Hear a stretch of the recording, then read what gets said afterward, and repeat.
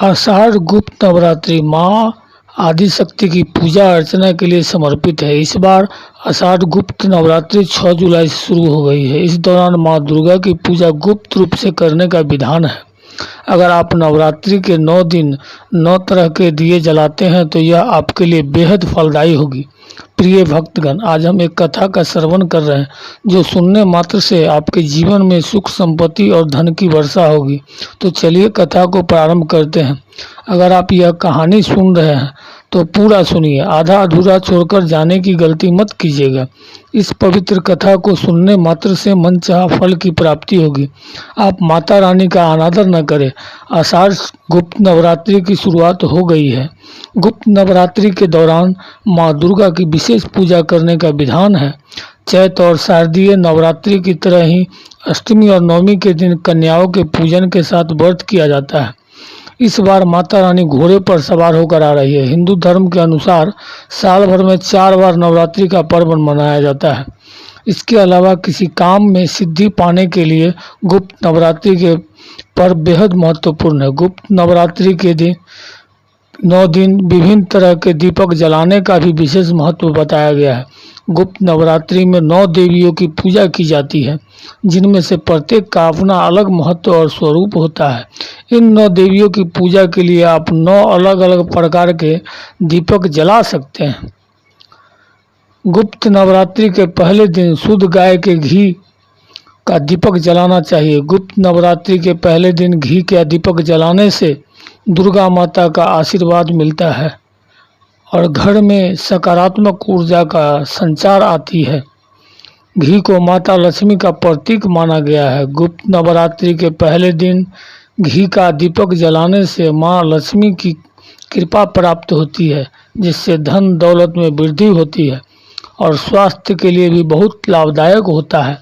गुप्त नवरात्रि के पहले दिन घी का दिया जलाने से लंबी आयु और निरोगी काया का आशीर्वाद मिलता है। वहीं इस नवरात्रि के पहले दिन माता कालिका की पूजा करने के लिए भी घी का दीपक जला सकते हैं। नवरात्रि के दूसरे दिन सरसों तेल का दीपक जलाना चाहिए। गुप्त नवरात्रि के दूसरे दिन माँ तारा महाविद्या की पूजा का विधान है। इनकी पूजा में सरसों तेल का दीपक जलाने से लाभ मिलता है और मन चाहे फल की भी प्राप्ति होती है। गुप्त नवरात्रि के तीसरे दिन घी का दीपक जलाएं। नवरात्रि का तीसरा दिन महाविद्या माता त्रिपुरा सुंदरी की पूजा अर्चना करने के लिए समर्पित होता है, इसीलिए इनकी पूजा में घी का दीपक जलाना चाहिए। गुप्त नवरात्रि के चौथे दिन माता भुवनेश्वरी की पूजा करने के लिए उनके सामने गेहूं के आटे का दीपक जलाएं। जलाने से आरोग्य, स्मृति और ज्ञान प्राप्त होता है। इसके साथ ही शुभ परिणामों की प्राप्ति होती है। गुप्त नवरात्रि के 5वें दिन माता छित्रमस्ता की पूजा में घी का दीपक जलाने सबसे उत्तम माना जाता है। घी को शुद्ध, पवित्र और देवी देवताओं का प्रिय भोग भी माना जाता है। घी के दीपक का प्रकाश माता छित्रमस्ता की तेजस्विता का प्रतीक है। घी का दीपक जलाने से माता छित्रमस्त प्रसन्न होती है और अपनी कृपा बनाए रखती है। गुप्त नवरात्रि के 6ठे दिन त्रिपुरा भैरवी माता की पूजा की जाती है। साथ ही उनके सामने सरसों तेल का दीपक जलाए। ऐसा करने से लाभ हो सकता है। गुप्त नवरात्रि के 7वें दिन तंत्र शास्त्र में धूमावती माता को महाविद्याओं में से एक माना जाता है। इनकी पूजा करने से मोक्ष और भौतिक संपदा मिलती है। माँ धूमावती की पूजा में दिया जलाने का विशेष महत्व होता है। दीपक जलाने से देवी प्रसन्न होती है। माता धूमावती की पूजा के लिए घी का दीपक जला सकते हैं।